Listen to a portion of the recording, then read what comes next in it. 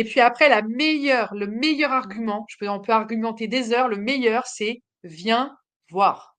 Ouais, C'est, observation. c'est-à-dire que, mais vraiment, c'est-à-dire moi j'avais des gens qui étaient réfractaires autour de moi, ils ont mis les pieds dans la classe autonome, ils se sont dit, ah ok. Parce qu'on a plein d'idées reçues. On se dit, mais c'est bruyant, mais ils apprennent pas vraiment, mais ils vont jouer, mais ils vont utiliser les téléphones. Et en fait, quand on vient le voir en vrai, on se dit, ah mais ouais. Et tous les journalistes qui sont venus, ils m'ont dit, mais c'est impressionnant votre truc, parce que il y a tous les téléphones sur les tables et les élèves n'y touchent pas. Enfin, ils y touchent pour faire l'atelier pédagogique, mais Ouais.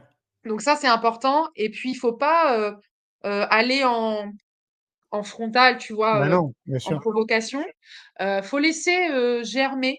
Et parfois, ça fleurit à des endroits insoupçonnés. Moi, j'ai des personnes aujourd'hui qui font de la classe autonome autour de moi. Jamais de la vie, j'aurais parié 1 centime sur eux il y a 6 ans. Jamais. Et en fait, l'être humain, il fonctionne par mimétisme. Et à force de voir les autres professeurs faire, bah, on a envie d'aller voir comment ça fonctionne, on a envie Bah oui.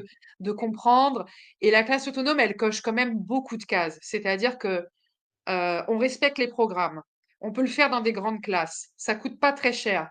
Ça augmente les notes à l'examen. Les élèves apprennent mieux. On a des élèves qui vraiment ont un meilleur niveau.